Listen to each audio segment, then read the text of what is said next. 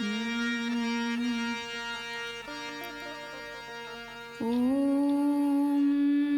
मंगल मूर्तये नमः। गणाधिपतये नमः। अतुलित बलधामम् हेमशैलामहदेहम्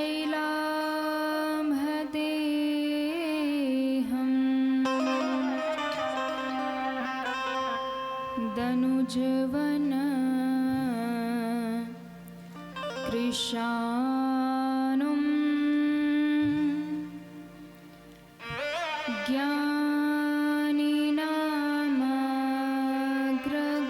ज्ञानिनामग्रगण्यम् सकल गुण निधानम्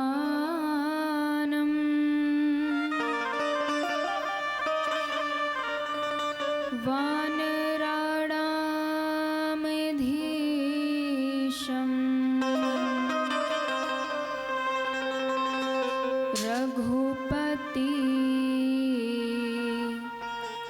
प्रियभक्तम्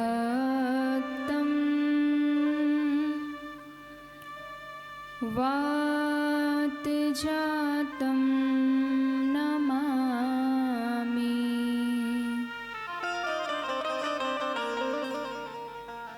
लोकाभिरामम्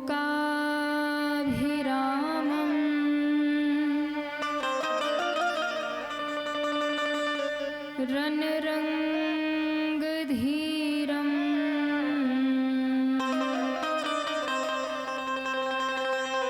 राजीवनेत्रम्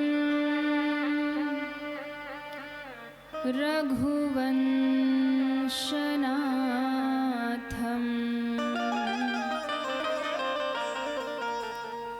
कारुण्यरूपम्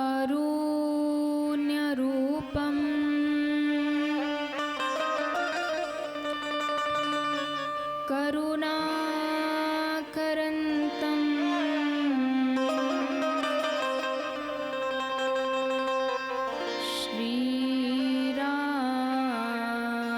श्रीरामचन्द्रं शरणं प्रपद्ये।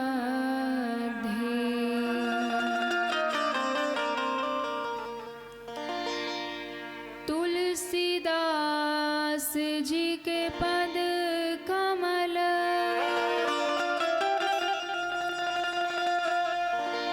बारंबार मनाऊं।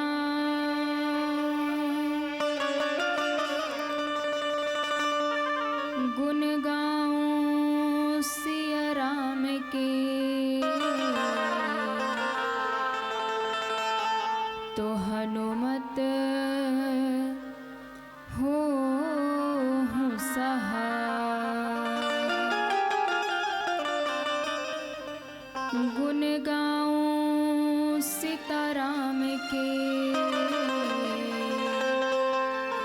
तो हनुमत हो सहाय। आइए हनुमंत विराजिए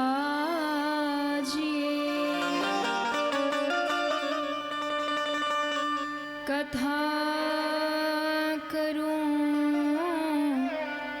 आरंभ। प्रेम सहित गादी धरूं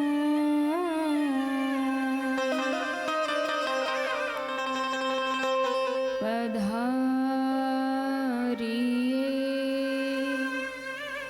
वीर हनुमंत।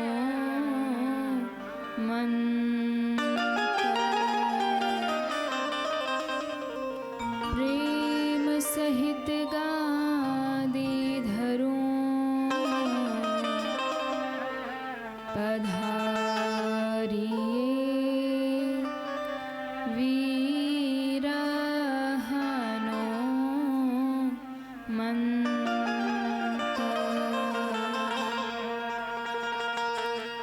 जनक सुता जग जननी जाने की अतिशय प्रिय करुणा निधान की। जनक सुता जग जननी जानकी अतिशय प्रिय करुणा निधान की। ताके जुग पद कमल मनावा। ताके जुग पाद कमल मनाओ। जासु कृपा निर्मलमति पावो। जासु कृपा निरमलमति पावो। पुनीमान बचन कर्म रघुनायक। पुनीमान बचन कर्म रघुनायक। चरण कमल बंदौ सब लायक। शरण कमल सब लायक। राजीव नयन हरे धनुषायक। राजीव नयन धरे धनुषायक। भगति विपत्ति भंजन सुखदायक। भगति विपत्ति भंजन सुखदायक। जनक सुता जग जननी जानकी अतिशय प्रिय करुणा निधान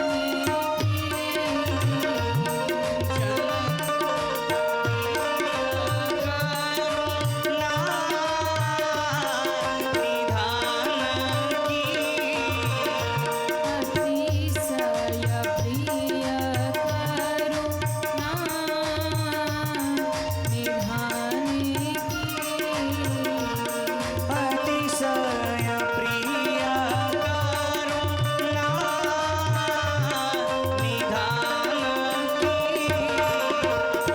अतिशय प्रिय करुणा निधान की। अतिशय प्रिय करुणा निधान की। अतिशय प्रिय करुणा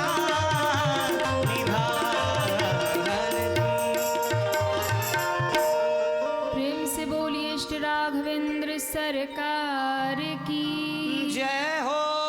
जानकी मातु की जय हो लाडले लखन लाल की जय हो श्री हनुमान जी महाराज की जय हो श्री काशी विश्वनाथ की जय हो श्री सद्गुरुदेव भगवान की जय हो नमः पार्वती पतये हर हर हर महादेव।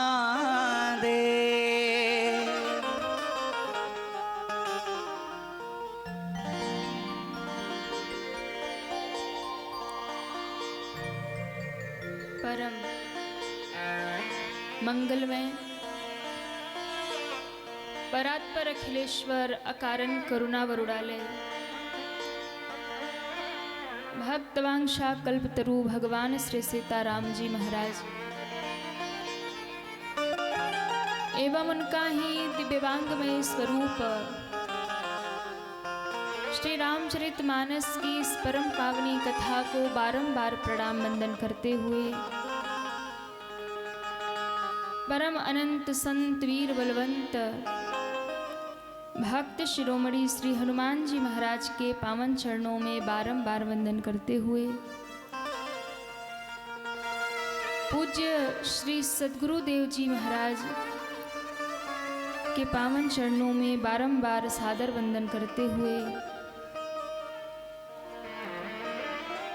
कथा प्रांगण में विराजमान भक्ति शक्ति स्वरूपा माताएं बहनें भाई लोग एवं उपस्थित समस्त ग्रामवासी क्षेत्रवासी रामकथानुरागी श्रद्धालु श्रोता भक्तजन आप सभी को व्यासपीठ की ओर से बहुत बहुत साधुवाद देते हुए इस मंगलमयी कथा में पधारे हुए सभी भक्तों का व्यासपीठ की ओर से बहुत बहुत स्वागत एवं अभिनंदन।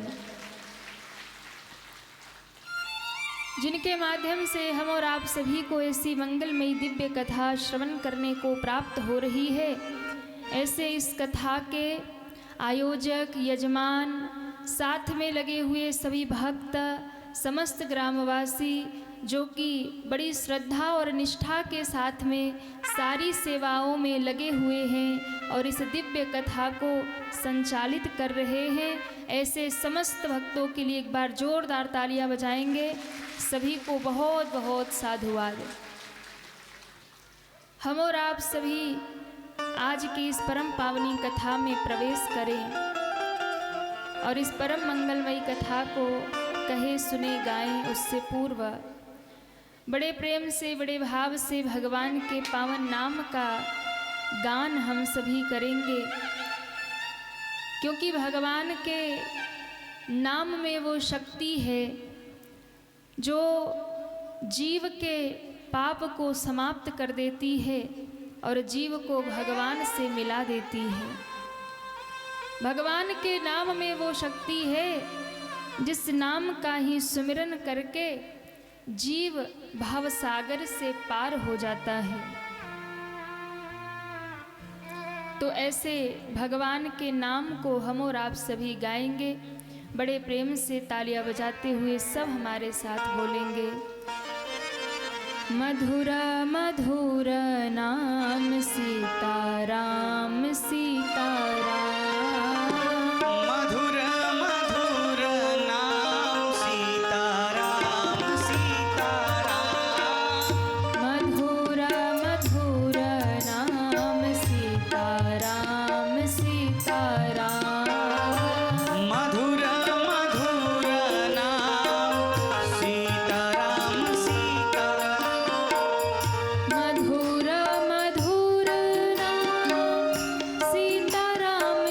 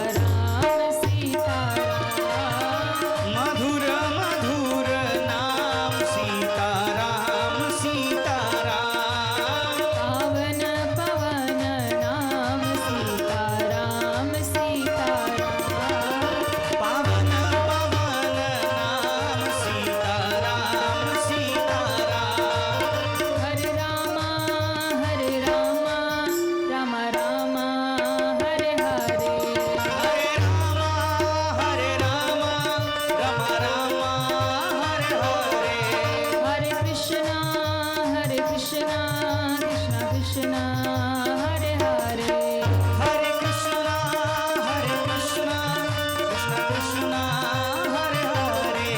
एक बार सभी दोनों हाथ ऊपर करें पूरे पूरे, और सभी दोनों हाथ उठा के तालियां बजाते हुए हरे राम राम राम हरे हरे हरे कृष्णा कृष्णा कृष्णा हरे हरे हरे राम राम राम हरे हरे हरे कृष्णा कृष्णा कृष्णा हरे हरे। हरे राम राम राम हरे हरे हरे राम राम हरे हरे। हरे कृष्णा कृष्णा कृष्णा हरे हरे हरे कृष्णा कृष्णा कृष्णा हरे हरे।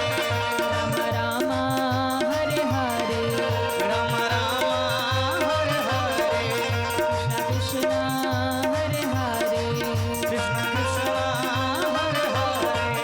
राम हरे हरे। कृष्ण कृष्ण हरे हरे। राम हरे हरे। कृष्ण कृष्ण हरे हरे। बोलिए श्री राघवेंद्र सरकार की जय हो श्री बाल कृष्ण भगवान की जय हो। जय जय श्री सीताराम जय जय श्री सीताराम जय जय श्री सीताराम।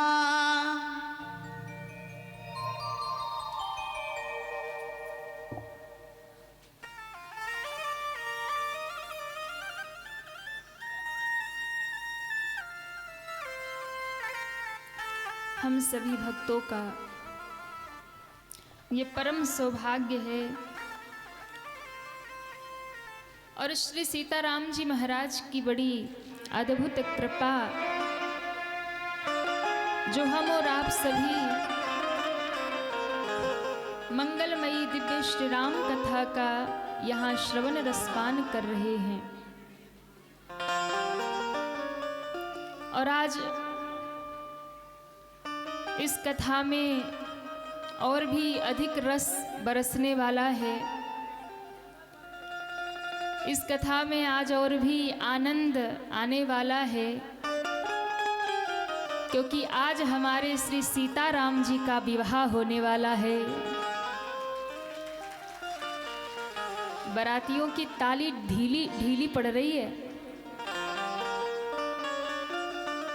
आप लोग खुश नहीं है क्या? राम जी का विवाह है।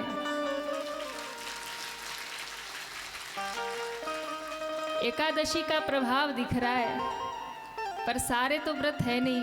अच्छा, कौन कौन व्रत है? देखो, कोई झूठ हाथ मत उठा देना। वाह, ताली बजा लो अपने लिए। चलो, हमने इतनी एकादशी की महिमा गाई, इतने सारे व्रत रह गए आज। जय हो। तो सुबह से कुछ लिया कि नहीं? नहीं लिया? सब झूठ बोल रहे हैं। अरे फलाहार तो लिया होगा, निराजल हो क्या? वाह। हम पूछ रहे फलाहार लिया, बोले नहीं। निराजल हो, बोले नहीं। जय हो। आज एकादशी भी है, जया एकादशी, और आज भगवान श्री सीताराम जी का विवाह भी है। दो दो उत्सव एक साथ हम सभी कथा में मनाएंगे। देखिए, एकादशी का व्रत करते तो हैं हम लोग, लेकिन उस व्रत में कुछ नियमों का पालन करना भी बड़ा जरूरी होता है। व्रत क्या है? एकादशी का व्रत क्या है? उपवास का अर्थ क्या है? केवल अन्न का त्याग कर देना, रोटी नहीं खाना, यही व्रत नहीं है। व्रत का अर्थ है तपस्या, व्रत का अर्थ है त्याग, व्रत का अर्थ है तप। ऐसा नहीं कि केवल हमने एक दिन अन्न छोड़ दिया तो वही व्रत हो गया। एकादशी का अर्थ क्या है? एकादशी का अर्थ है 11, यानी जो 11वां दिन है प्रतिपदा से लेकर के जो 11वीं तिथि आती है हर महीने की, उसे 11 एकादशी कहते हैं और उस दिन व्रत होता है। तो 11 क्या है, एकादशी क्या है? बोले 5 कर्मेंद्रियां और 5 ज्ञानेंद्रियां, जिसके द्वारा हमारा ये शरीर चलता है। 5 कर्मेंद्रियां, 5 ज्ञानेंद्रियां, कितने हो गए? 10। और इन सब का स्वामी एक मन। ये मन ही तो पूरे शरीर को चलाता है ना। मन ही तो कहता है कि कथा में जाना है कि सिनेमा देखने जाना है। मन ही तो कहता है कि महाराज सत्संग सुनना है कि कहीं घूमने जाना है। मन ही तो कहता है कि किसी का सम्मान करना है कि अपमान करना है। मन ही तो कहता है कि भगवान का प्रसाद खाना है कि चाउमीन खाना है। हाँ, मन ही तो कहता है ना। मन ही तो सारे शरीर को चला रहा है। मन ही कहता है कि इन आँखों से क्या देखना है, कानों से भजन सुनना है कि दुनिया के संगीत सुनने हैं, दुनिया के गीत सुनने हैं। यानी मन के अधीन हमारी कर्मेंद्रियां भी है और ज्ञानेंद्रियां भी हैं। तो एकादशी का व्रत क्या है? बोले ये जो 11 इंद्रियां हमारी हैं, 5 ज्ञानेंद्री, 5 कर्मेंद्री और उन सब का मालिक एक हमारा मन, ये सब भगवान में लग जाए, वही एकादशी का व्रत है। ये हमारा मन जो दिन रात विषयों का रसपान करता है, ये हमारा मन जो दिन रात संसार के सांसारिक वस्तुओं में लगा रहता है। आंखें कहती हैं फिल्म देखना है, कान कहते हैं दुनिया के गीत सुनने हैं, जिह्वा कहती है दुनिया भर के व्यंजन खाने हैं, पाँव कहता है कहीं चल के जाना है घूमने फिरने। तो ये पूरे शरीर को हमारा मन चलाता है। संसार के रसों का जो इन 11 इंद्रियों से हम पान करते हैं, जो आहार करते हैं, इन अपने इंद्रियों को भगवान से जोड़ करके भगवत रस का आस्वादन करना ही एकादशी का व्रत है। इन इंद्रियों से भगवत रसों का आस्वादन करो।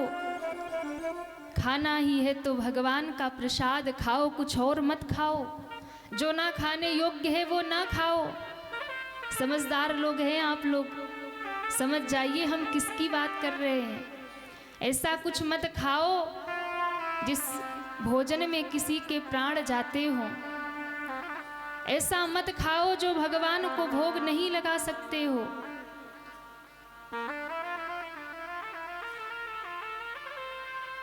इन रसना से केवल प्रभु का प्रसाद पाओ और हरि नाम जपो। अपने आँखों से भगवत दर्शन करो, संत दर्शन करो। अपने कानों से भजन सुनो, कथा सुनो, सत्संग करो, सुनो।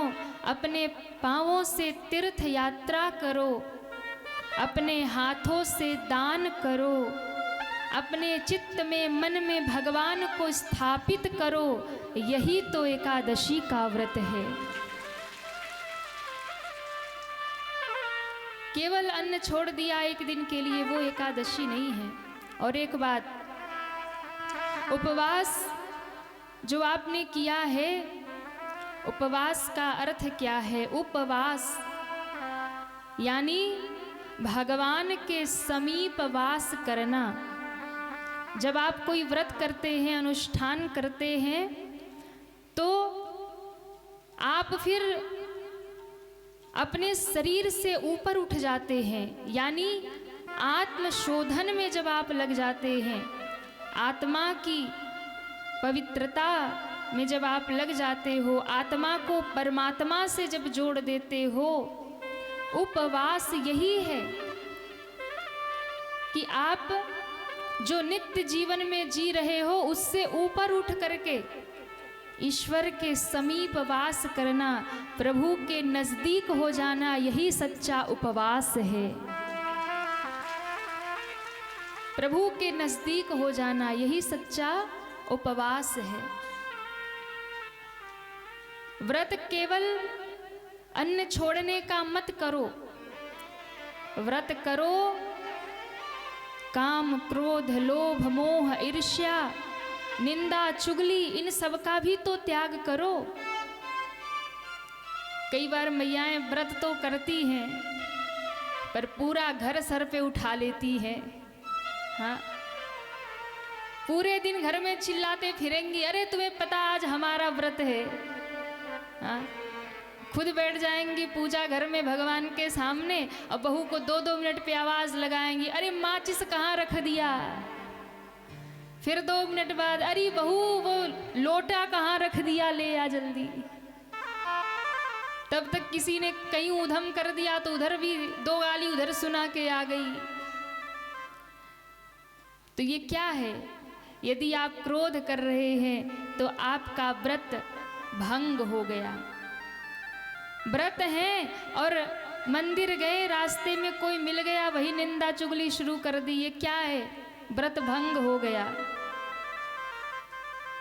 तो व्रत इनका भी करना है कि निंदा चुगली मत करो, क्रोध मत करो, किसी को अपशब्द मत कहो। कई बार व्रत होती है माताएं और गाली देती रहती है,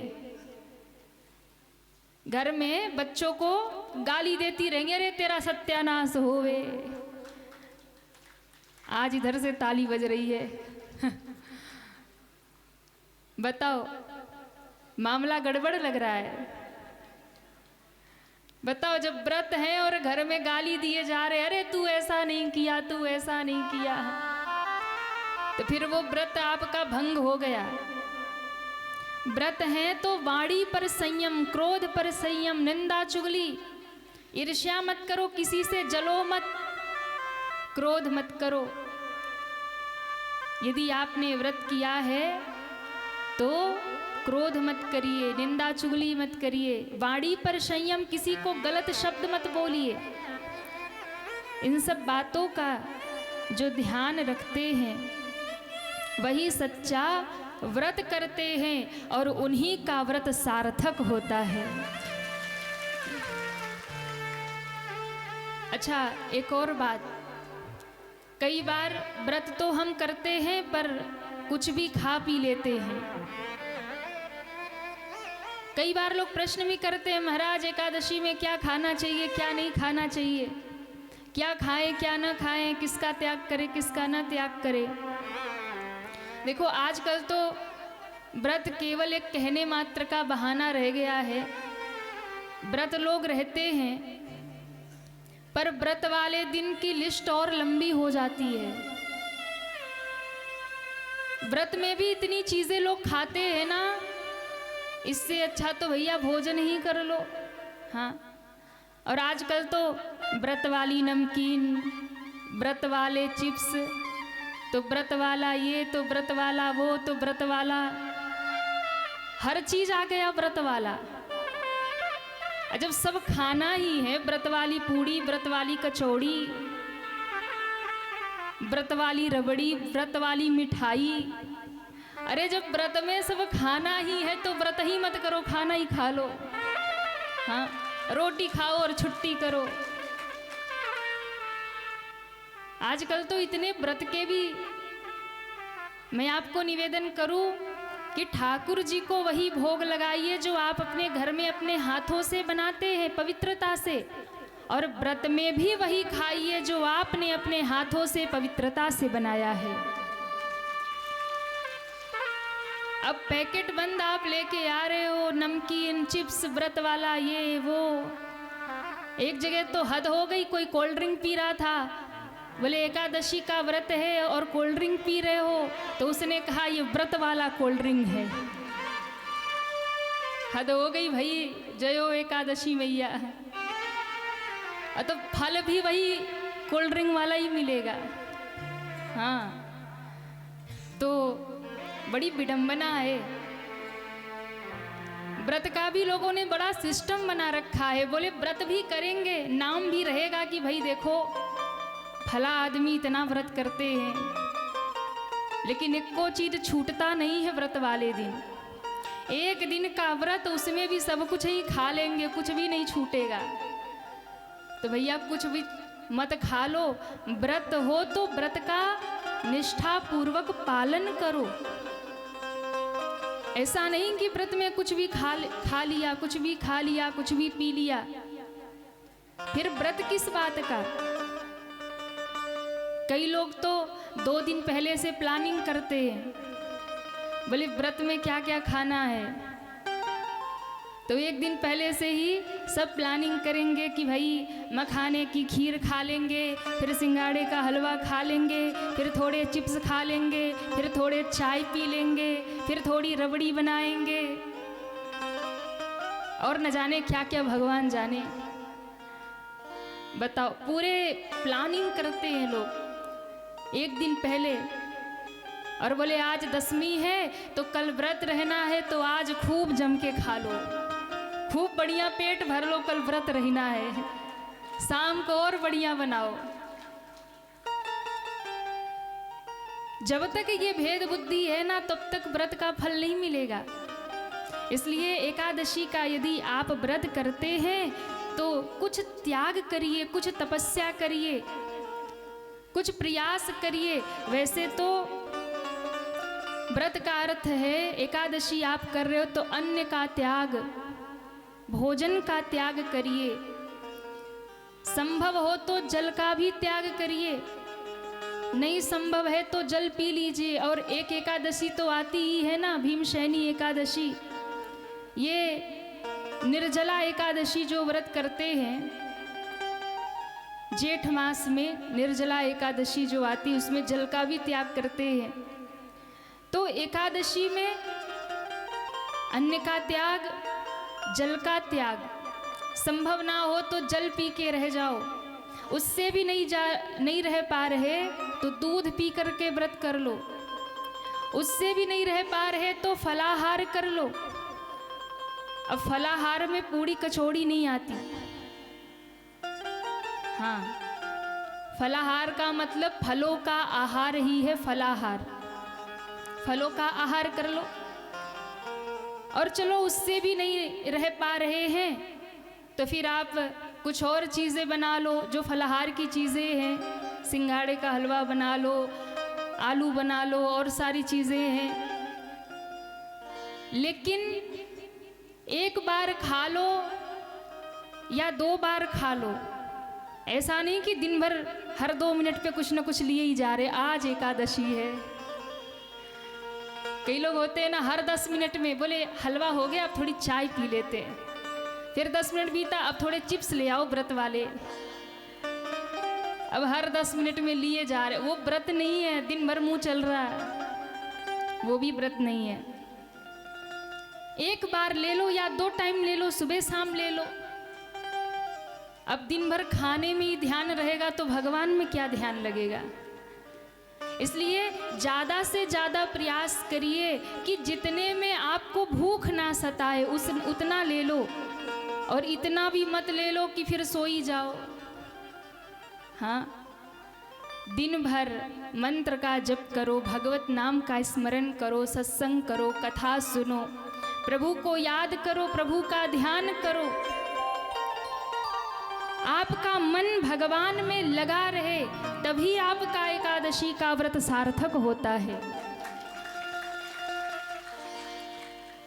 अब प्रश्न ये है कि हम एकादशी में क्या खाएं और क्या ना खाएं। कुछ चीज़ें निषेध बताई गई है। अब आजकल तो कई बार लोग, चलो व्रत है, गाजर का हलवा बना लो, गाजर भी खा रहे, मूली भी खा रहे, टमाटर भी खा रहे। हाँ, किसी ने कहा चलो मटर भी खा लो, किसी ने कहा चलो मेथी भी खा लो, किसी ने कहा हल्दी में क्या दोष है। तो भैया व्रत ही क्यों रहना है। एकादशी का व्रत यदि आप करते हो तो पहले ये सुन लो कि क्या क्या नहीं खाना चाहिए। या कोई भी व्रत करते हैं, एकादशी का विशेष रूप से अगर आप व्रत करते हैं तो सबसे पहले आप एकादशी के व्रत में टमाटर मत खाइए, क्योंकि वो फलाहार नहीं माना जाता, वो खट्टा होता है। एकादशी के व्रत में टमाटर नहीं खाना चाहिए, एकादशी के व्रत में गाजर नहीं खाना चाहिए। कई लोग गाजर का हलवा बनाते हैं और ले लेते हैं। गाजर का हलवा नहीं खाओ, गाजर नहीं खाओ, मूली नहीं खाओ। एकादशी के व्रत में लाल मिर्च मत खाइए। लाल मिर्च मतलब समझ रहे ना? हाँ, पके हुए मिर्च, हरे मिर्च का प्रयोग कर सकते हैं, लाल मिर्च नहीं खाना चाहिए। एकादशी के व्रत में चाय कॉफी नहीं पीना चाहिए। एकादशी के व्रत में नमक भी नहीं खाना चाहिए। वैसे नमक तो किसी व्रत में नहीं खाना चाहिए, लेकिन अगर आप नहीं रह पा रहे हैं तो फिर जो व्रत का नमक है, सेंधा नमक, आप ले सकते हैं। लेकिन संभव हो तो ना लीजिए, प्रयास करिए कि नहीं लेना पड़े। पर अगर लेना पड़ता है, नहीं रह पाते हैं तो ले लीजिए। यदि आपको कोई समस्या है, कोई ऐसा रोग है, शुगर बीपी, आजकल तमाम तरीके की दवाइयाँ खानी पड़ती है, उसके लिए यदि आपको कुछ खाना ही खाना है तो आप फलाहार करके दवा भी खा सकते हो। जिनका स्वास्थ्य ठीक नहीं रहता है, और एक बात, अगर ऐसी स्थिति है कि आपको रोटी ही खाना है तो उसका भी उपाय मैंने संतों से ऐसा सुना है कि अगर आपको रोटी ही खाना है, उसके बिना आप नहीं रह सकते, और एकादशी का व्रत का भी रहने का मन है, पर स्वास्थ्य ऐसा है कि रोटी खाना ही खाना है, दवा लेनी है, तो आप उस दिन मीठे वस्तु ही खाइए। यानी दूध और रोटी खा लीजिए, या पूड़ियाँ बना करके खा लीजिए। सब्जी वगैरह मत लीजिए, यानी नमक की चीज़ें, तीखी नमकीन वस्तुएं मत खाइए। दिन भर व्रत उपवास करके संध्या के समय दूध रोटी भी खा लिया और निष्ठापूर्वक व्रत किया है तो भी आपको एकादशी का फल मिल जाएगा। अब ये सुन के सब घर जाके दूध रोटी मत खा लेना संध्या में कि देवी जी ने बढ़िया उपाय बताया, दिन भर भूखे रहो, शाम को दूध रोटी बढ़िया। नहीं, ये उसके लिए है जिसका स्वास्थ्य ठीक नहीं है, जिसका शरीर जवाब नहीं दे रहा कि तुम व्रत करो। ये उसके लिए है, सबके लिए नहीं है। ये उसके लिए है जो बिल्कुल असमर्थ है व्रत करने में, पर वो करना चाहता है, नहीं कर सकता, कुछ लेना ही लेना है, तो वो ये नियम कर सकता है। तो एकादशी में ये सब चीज़ें नहीं खानी चाहिए। अब आप क्या खा सकते हो, बता दे कि रहने दे? हाँ, ये तो ज़रूर बताओ क्या खाना है। हाँ, और कुछ बताएं चाहे ना बताएं, पर ये ज़रूर बताएं क्या खाना है। तो एकादशी के व्रत में आप आलू खा सकते हैं, अरबी खा सकते हैं, हरा धनिया खा सकते हैं, मसालों में काली मिर्च, हरी मिर्च, ये सब ले सकते हैं, सेंधा नमक भी खा सकते हैं। एकादशी के व्रत में आप सीताफल खा सकते हैं, फलों में सारे फल खा सकते हैं,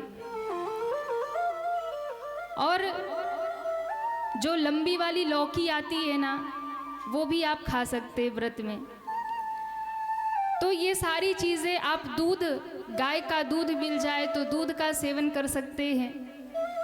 और आलू तो ऐसी सब्जी है कि महाराज वो सब में चलती है, व्रत में भी वो आप ले सकते हो, ये तो सब जानते ही हैं। तो ये चीज़ें आप ले सकते हो व्रत में। चाय कॉफ़ी नहीं लेना है, बाकी दूध आप ले सकते हो, फलों में सारे फल ले सकते हो।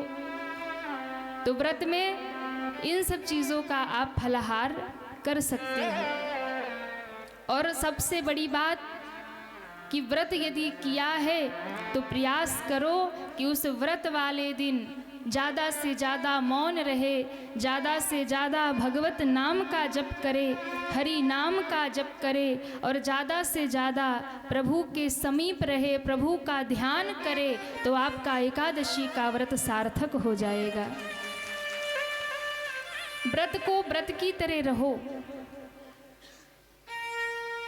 देखिए, एकादशी की महिमा इतनी है कि जो एकादशी का व्रत करता है, भगवान नारायण भी उसके सामने सदैव खड़े रहते हैं कि इसे कोई तकलीफ ना हो जाए।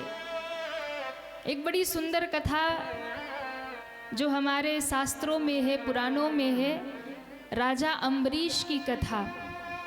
सुना है आप लोगों ने? नहीं? अरे हाँ या ना? अच्छा, कुछ लोग कह रहे हाँ, कुछ लोग कह रहे ना। सुना दे। राजा अम्बरीश एकादशी का व्रत करते थे और एकादशी में उनकी बड़ी निष्ठा थी।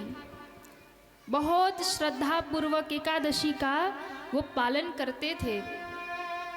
राजा अम्बरीश एक बार एकादशी का व्रत किए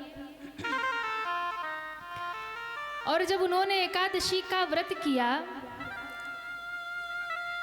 और पारण का जब समय आया, उसी समय एक ऋषि है जिनका नाम है दुर्वासा। दुर्वासा ऋषि पधारे और दुर्वासा ऋषि ने कहा, राजन, आज हम आपके घर भोजन करेंगे। अम्बरीश राजा ने कहा कि मेरा तो सौभाग्य है, आज मेरा एकादशी का पारण होने जा रहा और महात्मा भोजन करने आ गए, तो भोजन करा करके यदि मैं आपको फिर प्रसाद ग्रहण करूंगा तो मेरी एकादशी तो सार्थक ही हो जाएगी। एकादशी के दिन व्रत करना चाहिए और उस दिन जो आप अन्न नहीं खाते हो ना, संकल्प करके द्वादशी के दिन उस अन्न का हमें दान करना चाहिए। द्वादशी के दिन संभव हो तो ब्राह्मण को जिमा करके ही आप अपना व्रत पारण करो। संभव नहीं है तो फिर आप अन्न का दान अवश्य करो, तभी आपका एकादशी सार्थक होगा। राजा अम्बरीश ने कहा, मेरा व्रत सफल हो गया। महात्मा आए, प्रभु भोजन की तैयारी हम कर रहे हैं, आप तुरंत स्नान करके आइए। दुर्वासा स्नान करने गए, भोजन की तैयारी हो गई और इतने में दुर्वासा जी को आने में विलंब होने लगा। विलंब हो रहा है दुर्वासा के आने में। अब इधर पारण का जो समय है वो बीत रहा। जो पारण का समय होना उसी समय में पारण करना चाहिए। यदि त्रयोदशी लग गया तो फिर वो फल नहीं मिलेगा। तो अब कह रहे हैं कि महाराज भैया वहीं पे प्रणाम कर लो ना, वहीं से।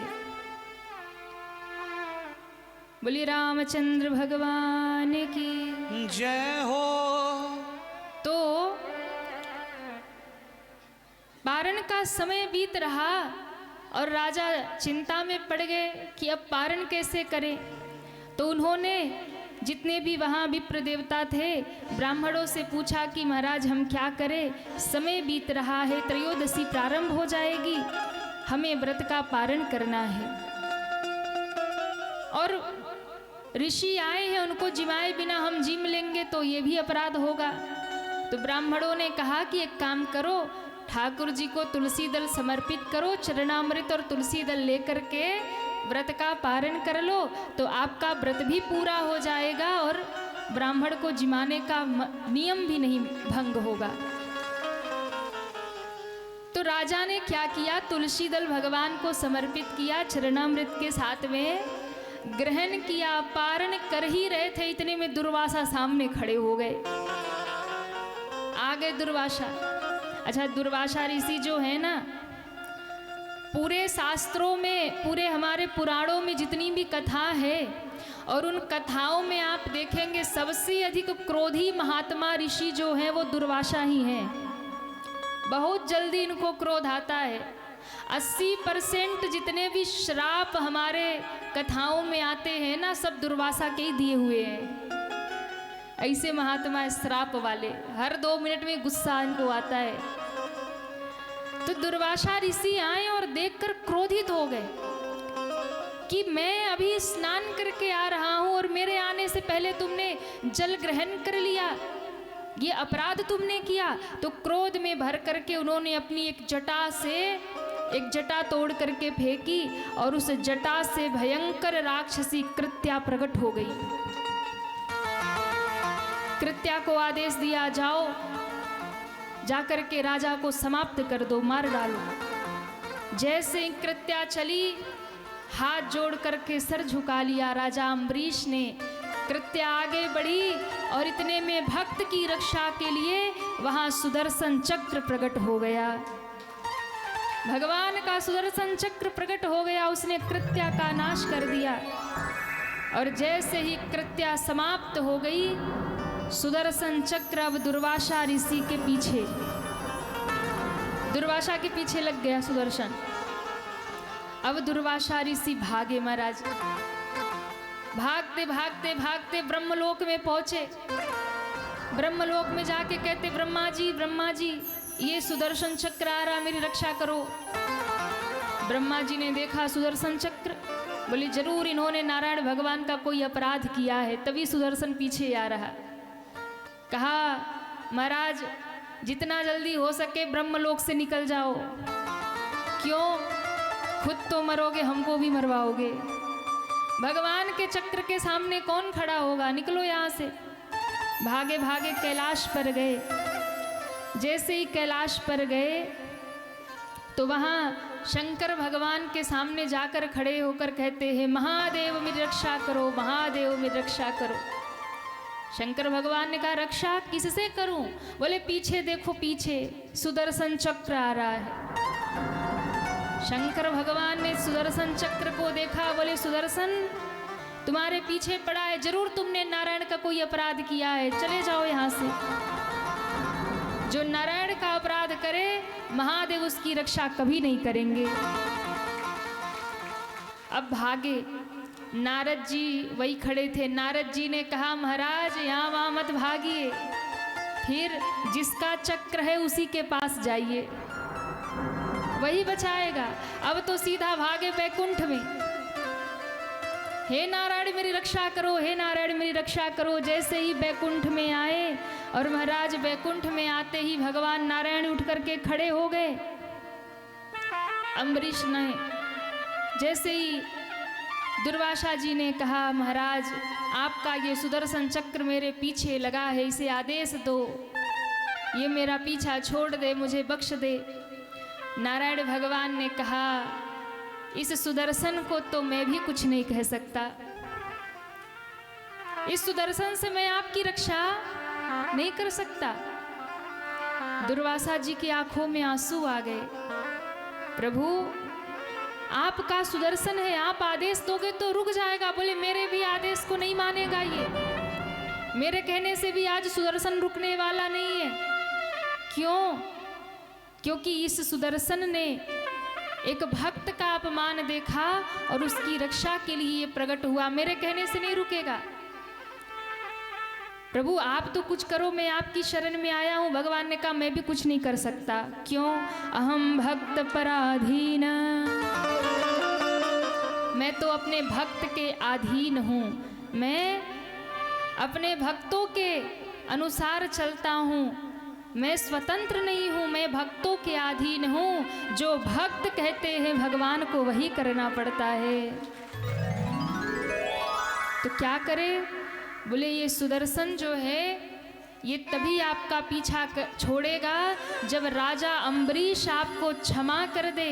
राजा अम्बरीश जब कह दे तो ये सुदर्शन उसी समय अंतर्ध्यान हो जाएगा। जाओ राजा अम्बरीश की शरण में। अम्बरीश की शरण में जाऊंगा, क्या वो मुझे क्षमा कर देंगे? बोले क्यों नहीं करेंगे, वो भगवान के भक्त हैं। राजा भागे भागे, महाराज दुर्वासा ऋषि भागे भागे राजा अम्बरीश की शरण में आए और आकर के जैसे ही वापस लौट कर आए, देखिए ब्रह्मलोक गए, कैलाश गए, बैकुंठ गए, इतने में घूम करके पृथ्वी पर आए, पृथ्वी लोक में आए, इतने में 1 वर्ष बीत गया। कितना समय बीत गया? 1 वर्ष व्यतीत हो गया। और 1 वर्ष व्यतीत हो गया, अभी भी राजा अम्बरीश चौखट पे खड़े हैं, वही के वही खड़े हैं, बिना खाए पिए खड़े हैं महाराज, वैसे ही व्रत का पारण करके खड़े हैं। 1 वर्ष हो गया, दहली पर खड़े हैं राजा अम्बरीश। और ये कौन है? ये दुर्वासा है, ये ऋषि हैं। आकर दुर्वासा ऋषि अम्बरीश के चरणों में गिरने लगे। राजा अम्बरीश ने दौड़ करके उन ऋषि को उठाया है और हृदय से लगा लिया। कहा नहीं नहीं बाबा, आप हमारे चरणों में मत गिरो। कहा हमारे प्राण तुम्हारे हाथ में है, तुम्हारी वजह से ये सुदर्शन मेरे पीछे पड़ा है, हमें बचा लो। बोले बाबा हम कौन होते हैं आपको बचाने वाले, हम तो भगवान के भक्त हैं, आप संत हैं, आप ऋषि हैं, हम तो आपके आशीर्वाद के लिए ही आपके चरणों में गिरते हैं। कहा ये सब बात छोड़ो, पहले सुदर्शन से बचाओ, जला के भस्म कर देगा मुझे। तब सुदर्शन से हाथ जोड़ करके राजा अम्बरीश ने कहा हे सुदर्शन, मेरी एक बात सुन लो। मैंने अपने पूरे जीवन काल में यदि एक क्षण भी सच्चे मन से अपने नारायण की सेवा की हो, पूरे जीवन काल में एक क्षण भी यदि मैंने निर्मल मन से, सच्चे मन से अपने भगवान नारायण की सेवा की हो, तो आप इसी क्षण ऋषि को क्षमा करके अंतर ध्यान हो जाएं, शांत हो जाएं। इतना सुनते ही सुदर्शन शांत हो गए, अंतर ध्यान हो गए।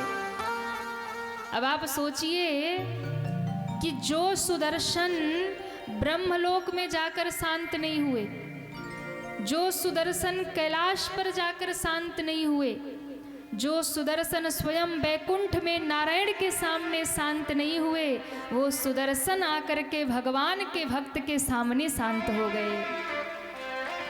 ये भगवान के भक्त की महिमा है।